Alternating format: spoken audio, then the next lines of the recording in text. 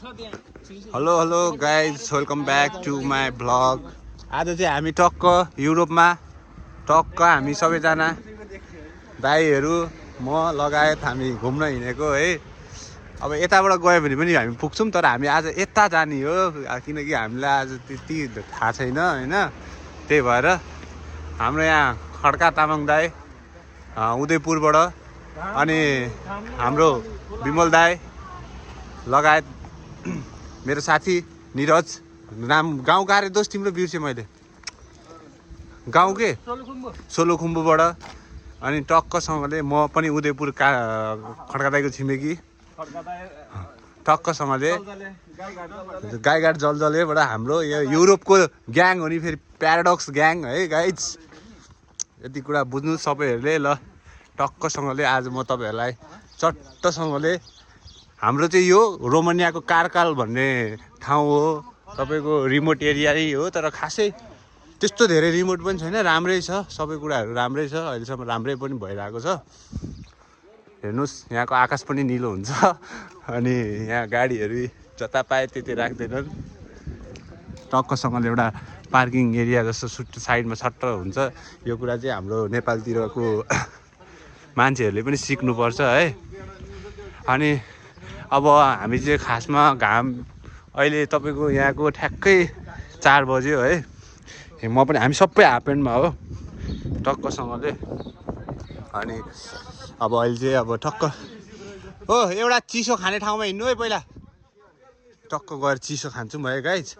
अनि त्यसपछि थाहा छैन हामी कहाँ कहाँ जान्छौँ, जहाँ गए पनि म देखाउँछु तपाईँहरूलाई चट्टसँगले। हेरिदिनु होला, अनि यसो मन पऱ्यो भने यसो सब्सक्राइब आफू पनि गर्नु होला, अरूलाई पनि गर्न लाउनु होला, त्यही भन्न चाहन्छु। ल बाँकी भिडियो चाहिँ अब चिसो खाने ठाउँमा पुगेपछि आउँछ है गाइज। टिमु मिठो हुन्छ र यो, खोइ ल्याउ त एक दुईवटा खाइदिउँ। नेपालमा त मापाका यो खायो भने त ज्वरो आउँछ भन्छन्। ल है रोमानियाको टक्क टिमु पनि पाइँदो रहेछ रोमानियामा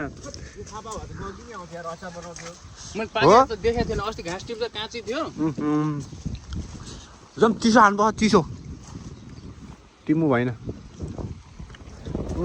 मिठो हुँदो रहेछ। ल गाइज हेर यहाँको टिमु, आहा धेरै खानु हुँदैन, अलिकति रगत बढोस्। ल हेर हाम्रो खड्का दाइ, ओहो कस्तो दामी देखेको बुढाहरूलाई यार, आमामा हेर न यहाँ बा दुई भाइलाई त बाबा हो खाइलाग्दो छ नि।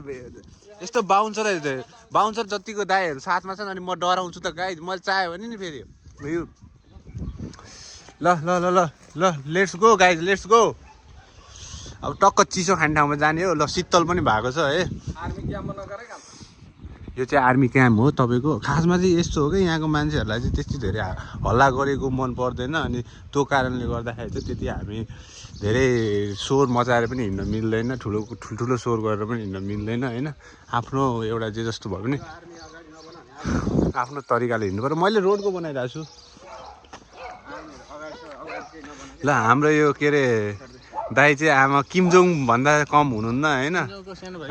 टक्कसँगले कुन दिन थाहा छैन, अब रिस उठ्यो भने रोमानिया उडाइदिनु पनि बेर लाग्दैन, त्यति कडा रिस छ। यता फेरि किमजोङको दाइ, ठुल दाइ गाडी आयो है साइडबाट। ल गाइज अहिले चाहिँ हामी ठ्याक्कै रेल स्टेसन आइपुग्यौँ है। यहाँबाट चाहिँ टक्कसँगले रेल कुद्छ, यहाँबाट सिधै बुकारेस्ट तपाईँको 68 रुपियाँ जति लिन्छ यहाँको।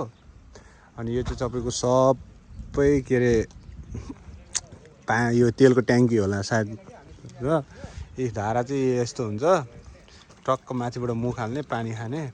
हामी चाहिँ यहाँ टक्क मुखसुख धुनलाई, टोइलेट गर्न भन्नाले पिछा फेर्नलाई टक्कसँगले रोकेको। बुनाजीवा ल ल ल ल ल भाग्छ पो त यो त, तर कस्तो हेर्दाखेरि चाहिँ राम्रो देखिने कि शान्त ठाउँ कि होइन चट्टसँगले।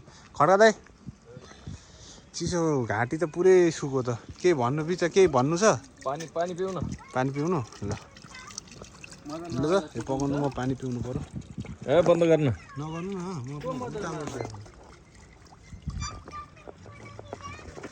म त चिन्दैन त।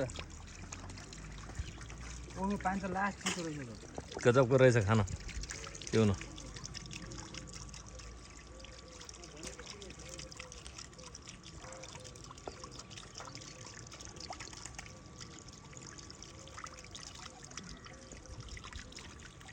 कस्तो मैले धारा त माथिबाट आउने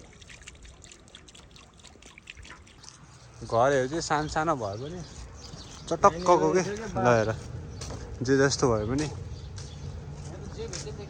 राम्रो के जे जस्तो भयो नि गाउँ भए पनि चटक्कसँग ट्रेन आयो जस्तो छ अहिले भर्खर यार मिस भइहाल्यो हो हामी छुटिहाल्यौँ नि यार यहाँबाट देखिँदैन मापाका ट्रक आयो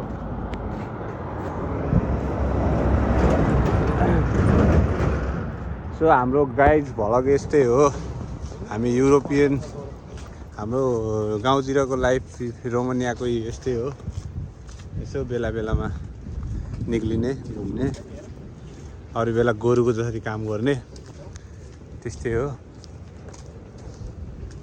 अब मेरो मालमा त्यति खासै धेरै चार्ज पनि छैन बाँकी चाहिँ अब हामी त्यहाँ यसो खाजा खाने ठाउँमा पुगेपछि बनाउँछौँ है हामी 4 दाजुभाइ चट्ट हिँडेको छौँ आएकै छैन क्याफे आएकै छैन थाहा छैन कस्तो खालको क्याफे हो जाउँ पहिला हामी चाहिँ घुम्दै घुम्दै यता दाल पसल खोज्दै कहाँ आयौँ गाइज यार मोबाइलमा चार्ज नभएर मैले भिडियो नै बनाउन पाइनँ तर राम्रो छ बवाल छ हेर न ल यो चाहिँ कारगल सिटी भयो है मार्केट भेट्यो पनि केटाहरू त्यहाँ हिँड्दैछन् मापाका डह्रो हिँड्यो आज त्यो पिज्जा चाहिँ लिएको खाइदिउँ भनेको भोक लागेर औडा भइसक्यो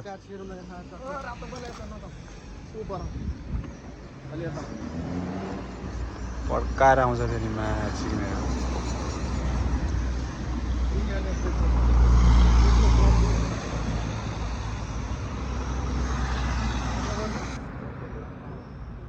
त्यो आफै ऊ जान्छ कि हरियो बोल्छ कि कतै छिट्नु पर्दैन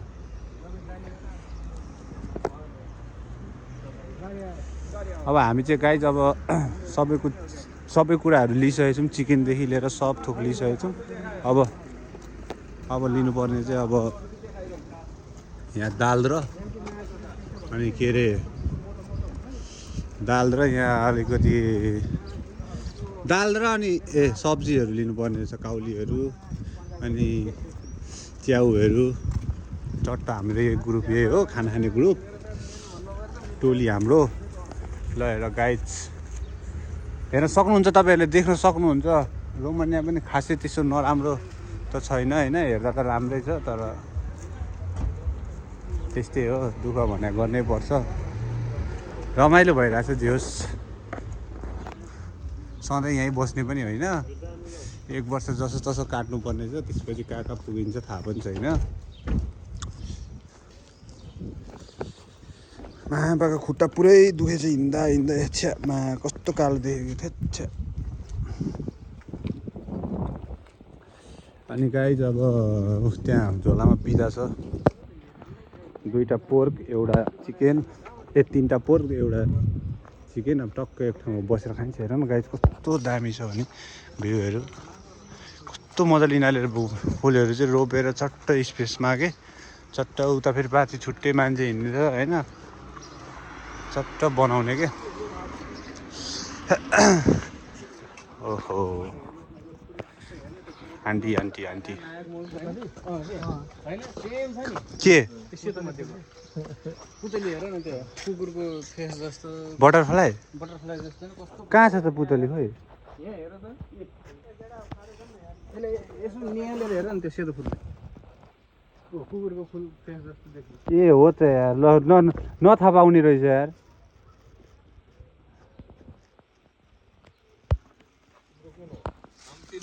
यहीँ बस्ने यहीँ बसेर खाने खोइ निकाल्नु त ल गाइज ल हेर्नु हामीले अब हाम्रो यो खाजा खाने यो दाईको चिकन दाई कस्तो छ टेस्ट बवाल छ ए दोस्त तिम्रो देखाऊ ल हेर पोर्क हामी अब त्यस्तो क्याफे स्याफे भेटिएन यहाँ बसेर खानालाई खाँदै जाने होइन नखाने खाँदै हिँड्नु हुँदैन खोइ पार्क कहाँ छ अनि यो थाहा नपाएपछि यस्तो हुन्छ के ल गाइज खाजा दिस इज आवर खाजा दिस इज पार्क यहाँ इङ्ग्लिस चल्दैन मलाई पनि त्यति इङ्ग्लिस त आउँदैन त्यही पनि ल यहाँ रहेछ नि बसेर खाने गार्डन कति राम्रो हेरिरहँ जहीँ बसिरहँ जहीँ लाग्ने कहाँ हिँडेको हौ लुइँ कि लुइँ यहीँ त हो नि पार्क यही हो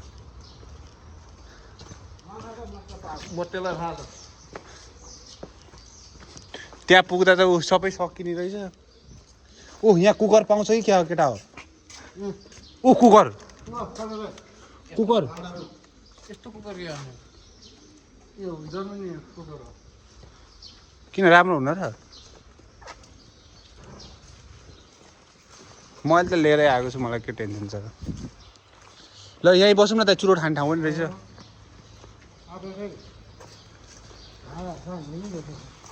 अब त निहाल भयो हिँड्दा हिँड्दा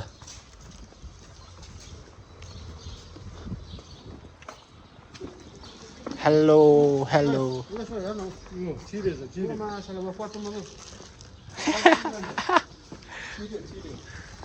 Oh my god, what a beautiful picture. What is this? I don't know. धेरै अलि कसरी बोल्न नि मिल्दैन क्या गाइज फेरि हल्ला गऱ्यो भन्छ होइन त्यस्तै हो यहीँ बसौँ न भनेको कहाँ हिँडेको पार्क पार्क लाडो खुट्टा दुखेर मर्ने बेला भइसक्यो